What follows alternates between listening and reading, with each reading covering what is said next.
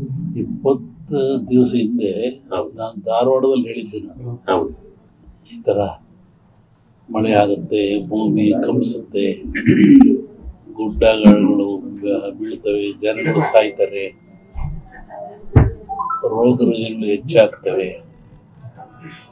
ಇದು ಇಂಡಿಯಾಕ್ಕಲ್ಲ, ಜಾಗತಿಕ ಮಟ್ಟದಲ್ಲಿ ಕೆಲವು ರಾಜ್ಯಗಳು ಮುಳುಗ್ತವೆ ಅಂತ ಹೇಳಿದ್ದಾರೆ. ಈಗ ಅದರ ಪ್ರಕಾರವಾಗಿ ನನ್ನ ಲೆಕ್ಕ ಇನ್ನು ಅಮಾವಾಸ್ಯೆವರೆಗೆ ಇರ್ತದೆ. ಅಮಾವಾಸ್ಯೆ ನಂತರ ಮತ್ತು ಬೇರೆ ಭಾಗದಲ್ಲಿ ಹೋಗ್ತದೆ ಅದು. ಒಟ್ಟಿಗೆ ಇದು ಕ್ರೋಧಿನಾಮ ಸಂವತ್ಸರ, ಕ್ರೋಧನ ಸಿಟ್ಟು ಅಂತ ನಮ್ಮ ಹಿಂದೂಗಳ ಪ್ರಕಾರವಾಗಿ. ಇದ್ರಾಗ ಒಳ್ಳೆಯದು ಕೆಟ್ಟದಿದೆ, ಒಳ್ಳೆಯದಕ್ಕಿಂತ ಕೆಟ್ಟದೇ ಜಾಸ್ತಿ ಪ್ರಾಕೃತಿಕವಾಗಿ. ಹಾಗಾಗಿ ಪ್ರಾಕೃತಿಕ ದೋಷ ಇದು ಮುಂದುವರಿಯುತ್ತೆ. ನನ್ನ ಲೆಕ್ಕದಲ್ಲಿ ಅಮಾವಾಸ್ಯೆವರೆಗೂ ಒಂದು ಭಾಗದಲ್ಲಿ ಕಮ್ಮಿ ಆಗ್ತದೆ, ಅಮಾವಾಸ್ಯೆಗಳು ಮತ್ತೊಂದು ಭಾಗದಲ್ಲಿ ಜಾಸ್ತಿ ಆಗ್ತದೆ.